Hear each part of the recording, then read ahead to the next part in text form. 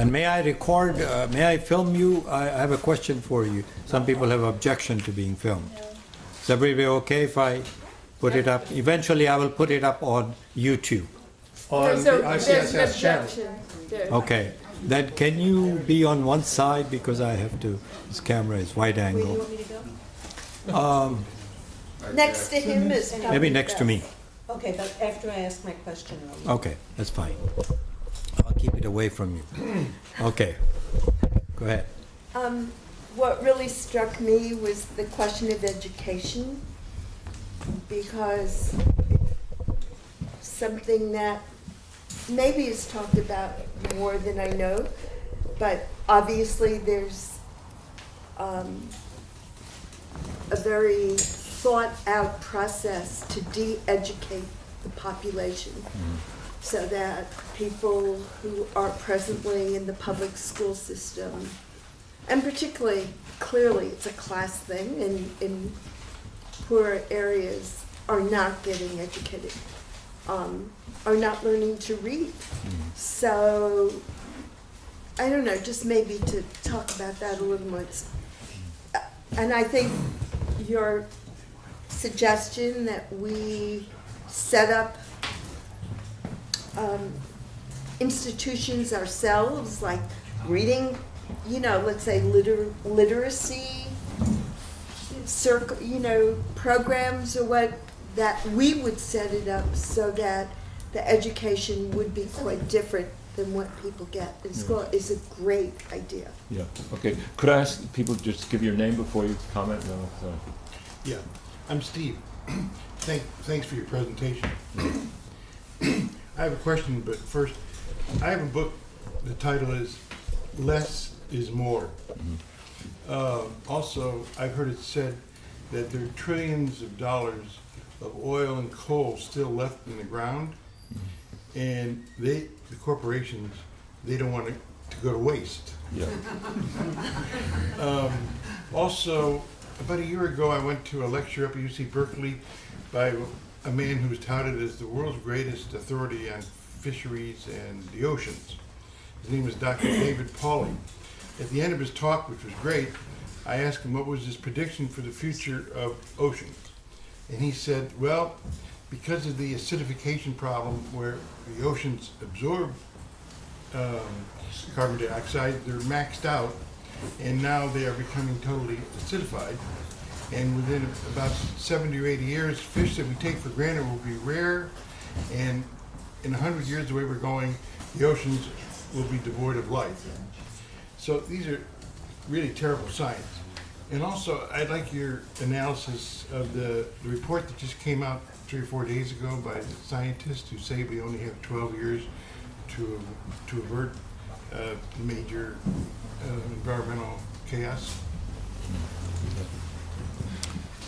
One more question. Question. What's your name? So my name's Ted Franklin, and I'm involved with system change, not climate change, and DSA on trying to build an eco-socialist movement. And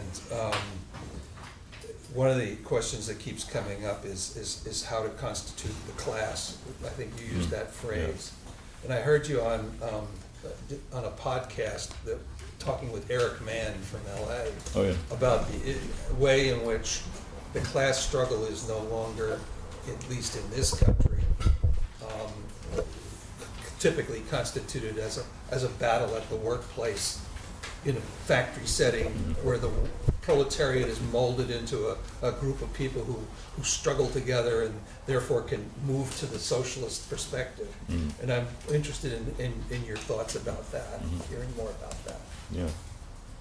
Good. Shall I? Yeah, I think maybe good for you. Yeah. Oh, these are all important issues. I mean, the literacy. I mean, literacy programs have been part of really all the big revolutions in Latin America, especially. I mean, the literacy program in Cuba. That's an example, a tremendously interesting example, precisely because it shows how you can think in new ways. That in this country, when they talk about overcoming poor education, which at the mass media level they're not really interested in it that much. I mean, because for the capitalist class, it serves their interest not to have everybody educated. So it's falsely posing the problem. But if you want to have, what I'm saying is, if they talk about improving the education for the masses, they're talking about, well, it would cost too much. It's all expenditures, this, that, and the other. Well, in the Cuban Revolution, they handled it in a very efficient way, not by building a lot of new schools, but by mobilizing young people to go out and live with the families where the adults were illiterate, and it would be a two-way learning process. So, I mean, obviously such a thing was adapted to their own society. How would we do the equivalent kind of thing in this country?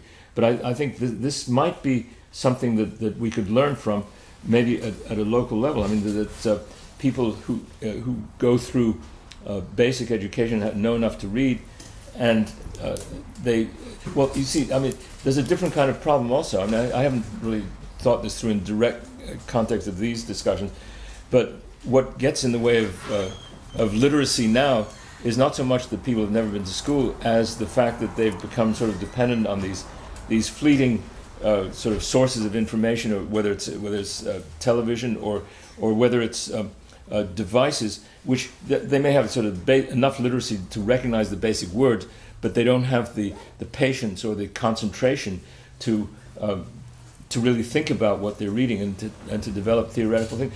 That's something that has to be developed, and I think that requires a kind of almost one-on-one type of thing. That's a process that is in fact taking place in this country in some of the prisons. And I've been in touch with a good many prisoners who are literally, they feel a mission to educate their fellow prisoners, and they do so by having these small groups and reading things together and discussing them. So we may, there's as we all know, an extraordinarily large sector of the population that's in prison in this country. But one of the things that some of these people can do as they come out is spread that practice into the communities. So that's just one idea. But I mean, it is going to take something more than just what the state is going to be willing to do with all the expenditures. Or not willing to do. Or not willing to do, yeah. I haven't read in detail the whole recent report of the Intergovernmental Panel on Climate Change, but I've seen the conclusion. One can get them on. It's all up online with all the qualifications of high confidence, medium confidence, low confidence of different trends. But they come out with the ultimate statement that the drastic change. They call for drastic change, and this is a kind of governmental group which has consensus among all these countries, and so to recognize the need of drastic change in the social organization. They recognize that, and that I think that's the most important thing about it.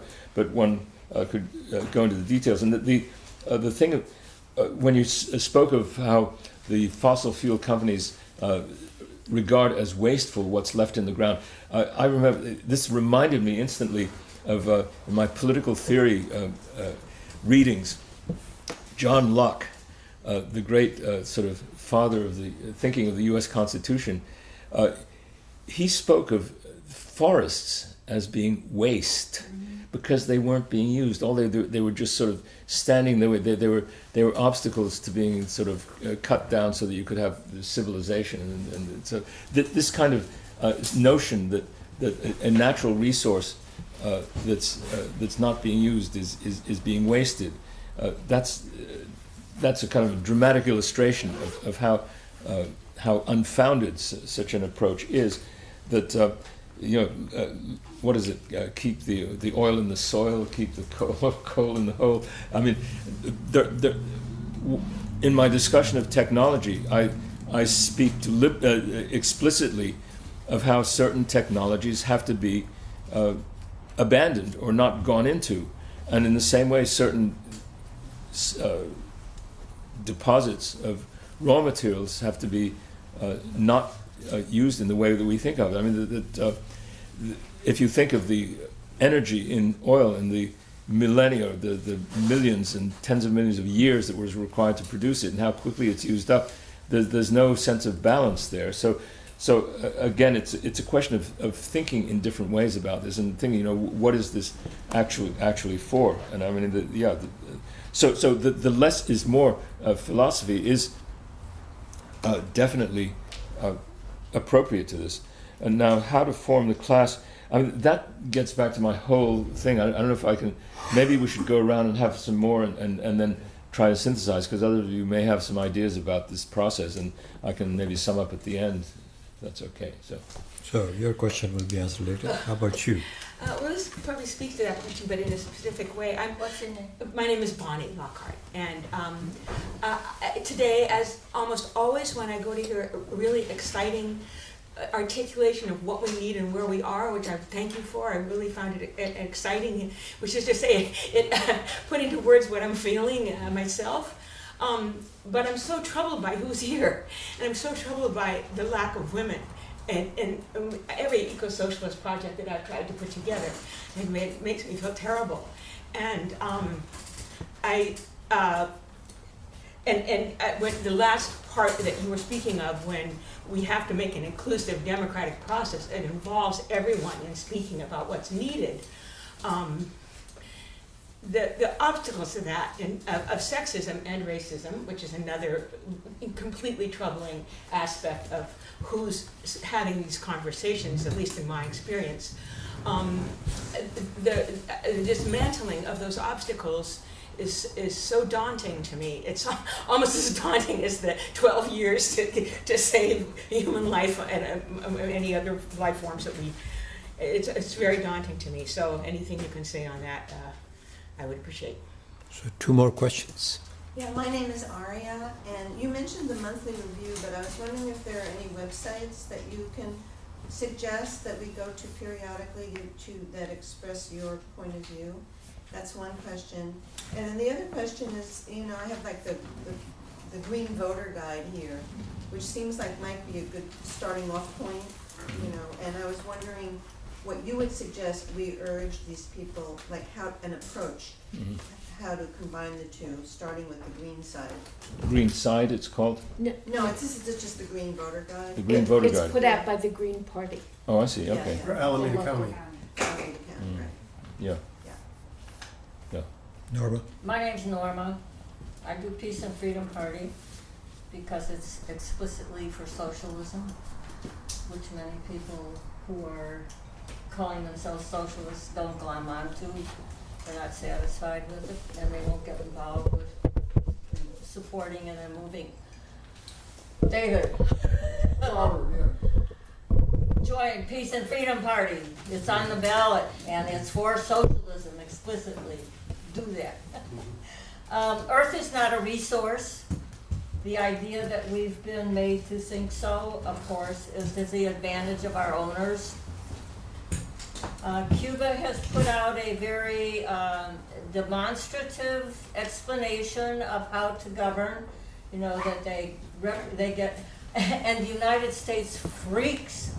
Cuba is not democratic. The fact that they bring people from the very neighborhoods through the process of deciding what efforts should be made to care for the community and who should be the people that carry that forward is totally hated by the United States. So you know it's a very good idea and fairly successful. Planned economy, of course, there's no choice but to have a planned economy. I read something the other day that Trump said, Trump is saying, well, the stuff is there and we're going towards ruination. He didn't say it that way, but he implied, you know, that things are not able to be reclaimed, healed. So we might as well use it and profit off of it now. So grab it now because, you know, it's not going to be able to be grabbed in whatever future that people will not be able to profit off of, which is wonderful for his fellows who go along with the idea.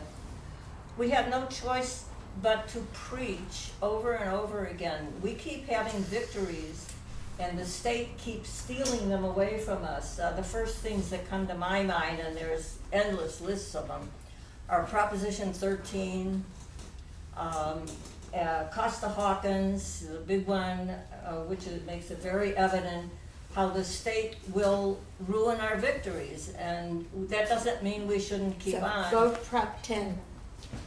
Yes, yes on Prop 10. That's the anti. I understand what it is. I don't know if people need to have that repeated, but Vote Prop yes on Prop 10. Maybe we should stick to the topic Yeah. and move on. It was the topic. That's the only But, reason I read it. but it's her turn. Please respect that.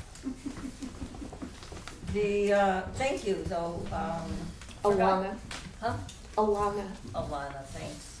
I keep not getting in touch with it. And in summary, I'm thinking, there is this program about dealing with invasive pests, right? Plants that grow where they're taking over the area, they've gotten there by mistake, and so forth, or creatures. When you have a few ants, you don't have a problem. When you have a lot of ants, you want to have a way to take care of that. Well, obviously, humans are an invasive species, and we need the idea that we procreate endlessly without any controls on ourselves, and with women believing. Are you saying it's not true?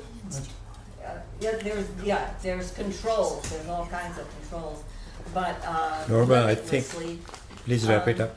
Please wrap it up. Please don't interrupt me. It's been with 4 that. minutes, we agreed on 2. We agreed on 2 minutes per. Okay. Yeah. You get But it. wrap it up. I don't mean to say you. You get it. That we cannot keep this up, and there are women who think it's all right to be raped in marriage or in their relationships and so forth, and so they're coming out of it. Women are getting the idea that they shouldn't be in that relationship, kind of thing. Okay, so 3 questions are already asked. Okay. Well, there's a lot of ground. Just a few things. In terms of the participation of all the different groups in the ecological project, my 7th chapter tries to address that. Insofar as the women's movement is concerned, what I try to remind people of is the kinds of transformative vision which was expressed in the early years of the modern women's movement in the 60s, where they were criticizing the whole mentality of the society, the dominant aggressiveness associated with patriarchy and so on. That has to be recaptured, because a good portion of the women's movement was narrowed into the sector of just seeing to what extent women could get into all the positions that had previously just been occupied by men, with results that don't in any way really change the general culture. So I think the significance of the women's movement, the potential significance, is very much tied with its alternative vision of how humans should interact, which was the notion of interacting on the basis of communication and mutual supportiveness as opposed to aggressive competition, which were stereotypically associated with the difference between men and women, has to be overcome in favor of underscoring and amplifying and encouraging the traits that were more associated with women. And so that's a basic thing. A website that I would recommend very strongly. I mean, there are a lot of websites that have good articles, and Counterpunch being one of them. But the one in terms of direct focus on these issues, there's one called climateandcapitalism.com, which I would strongly recommend. Yeah, good. I'm glad to see you support it. It's run by a guy in Canada named Ian Angus, who's written a very important book called Facing the Anthropocene. So climateandcapitalism.com, it has a couple of things, new things every week. I would recommend getting on their mailing list. It's excellent. Otherwise, maybe we should go on, because I don't want to spread too thin, and we want to get everybody's comments in. So, my name is Richard. I was reminded, you talked about the importance of the necessity of building up institutions, self-management, as sort of solving certain ideological problems, but before we can have an ecological socialist revolution, and I was reminded by Lenin's criticism of cooperatives, where he said that cooperatives, would seem like a good thing, but they, in the end, they distracted from the question of revolution. And he was laser focused on the seizure of power, and in a most unfavorable, in every way, was much more unfavorable than now. And I wonder what your response is to that criticism. My name is David. I first of all, climate capitalism is the best environmental site you can go on, let alone eco-socialist site. Ian is a Marxist, been a Marxist for 50 years, and he used to do the Socialist History Project of Canada, and then he switched over to doing the climate and capitalism. I've written some blogs, essays for him, invited to do so on energy.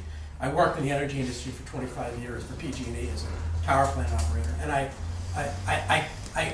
thought that this little bit of that I've read of your book on renewables was rather well balanced. It's something you don't see. You never see any criticism of renewable energy as a solution to climate change problems on the left or in eco-socialist sites. So I'm really glad to see that. Ian's very open to that, of course, as well. The other good part about climate and capitalism, and I don't know if it's in your book, but he's against the green concept of anti-development. He thinks that we need development, but it needs to be done in a wise way, in a socialist way, a democratic way. I won't go into the thing about innovation, which can be taken either way, depending on whose class rules, I suppose, whose interest it is. But it goes to one of my points that I think that a lot of the problem of the American left specifically, but also the left in general, is a lack of understanding of science and scientific systems, of energy systems. And I think it's one of the things we need to educate ourselves on. To wit, one of the things I've debated John Foster Bellamy on, he's one of the editors of Monthly Review and written some good books on Marx and ecology. I don't disagree with the specifics of what he writes, just the emphasis on it, is that you use this term in your book, which I really hate, productivism. Because productivism doesn't say anything. Productivism is just, can be interpreted in many different ways. And Chris Williams, from Socialist Worker, wrote a lot on this question. I've debated him on the question. Marx was the ultimate productionist. He believed, under a socialist system, that what communism is, and people who are green Marxists, eco-socialists, better understand what this means. That meant that communism is the freeing of the productive forces. The material basis of communism, as Marx understood it, not Russia or anything else, was the huge advancement in human creativity, freed from the constraints of want, of scarcity. For that matter, you can read Mary Bookchin's post-scarcity anarchism. It runs along the same lines. It's not that more is better, but the elimination of want is very important. How do we get there without destroying the environment? Your 2 minutes are over. Can you wrap it up? Finished. Thanks. Good. Thank you.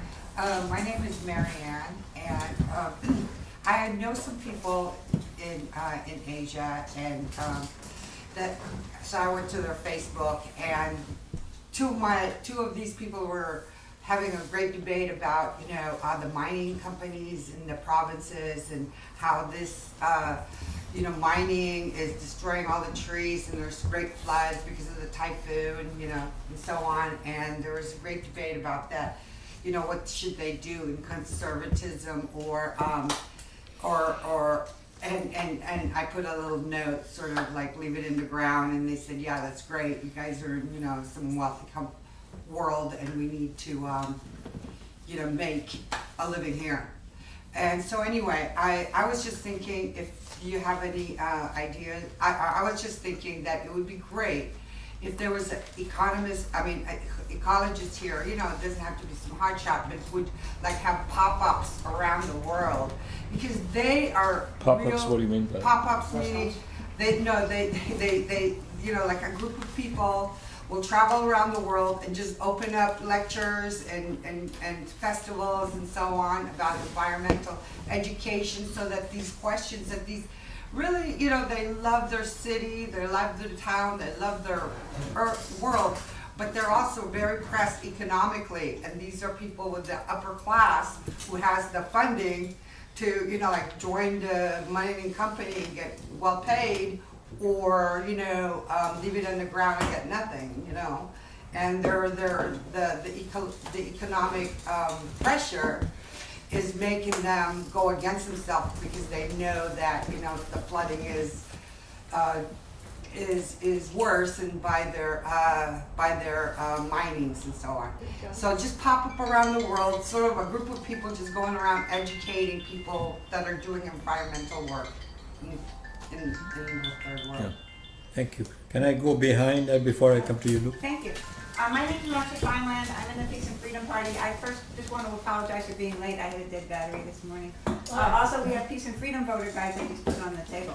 But I just took a cross-country trip. I have to apologize for driving a car. It was a necessity. I had to bring a car from New York to California. And okay, so on the East Coast, I was able to take a lot of public transportation. And when I walk around my neighborhood, I see a whole lot of, what do you call those, PEV cars, the, you know, Priuses or electric cars. Or in the middle of the country, you don't see that. Okay, in the middle of the country, you see people reading the Russia hoax. I don't know if you know what that book is, but anyway, so I'm at least encouraged by the teachers' strikes going on in the middle of the country. That's good. But I think we have to think about the fact that we're not the only ones, and so that's why sometimes I think we just have to prepare for doomsday. But I try to maintain some optimism. I'm just going to ramble. I just want to bring up a couple things. That was the middle of the country. Colleges. I was really struck by what you said about postmodernism, but even before postmodernism, when I was a college student, the ideology was such that it militated against a worldview, against Marxism. Like Marxism was an ideology. Well, what do you guys think? That you have an ideology? It's bourgeois idealism, but they didn't realize that. The last thing is, how do we overcome? See, I don't want to beat ourselves up. Most of us in here are old and white. Okay, that's okay. We need to talk to each other, and whoever will come, will come. But we need to get out there and go past our comfort zones and try to talk to other people and work on other issues. So I would encourage people to work on the Yes on Prop 10 campaign. They really need you. There's a lot of terrible ads. You can just go to ACE office any night and make phone calls, and you will meet people of other colors, other ages. Which office? Maybe you should answer. Yeah, maybe just ACCE. a couple of comments. On co-ops. Marx was very much in favor of co-ops. I think Lenin's critique was, in a way, an expression of his sense that Lenin explicitly said in 1918, I think it was on the immediate task of the Soviet government, that they had to imitate the capitalist enterprise, the dictatorial structure of the capitalist enterprise, then because of the urgency of the situation. This, I view, I mean, he was apologetic about it in that very piece. He said, regrettably, we have to do this. But this wasn't a good thing. So just because he criticized the co-ops and criticized the workers' initiative in that setting doesn't mean that it's not a desirable thing. That we need the transformation of the society requires the active participation of workers in the control of the enterprise. And I would say also that this can also take place after there's been a revolution, or it may take place before or during. I mean, in Cuba, they're trying to encourage that to a certain extent at the present time. But it's certainly integral to, well, what is the term Marx uses for the society he envisages? It's a society of associated producers. That's the exact term that he uses in Capital. What are associated producers other than what we know of as a cooperative form?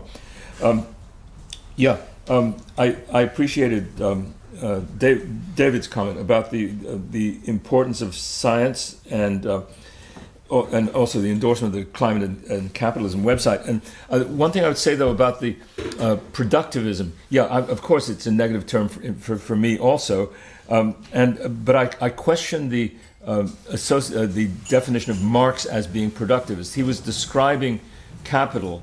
He was describing the operations of capital. And when you talk about the liberation of needs and wants, an aspect of Marx's approach is that he recognizes the needs and wants.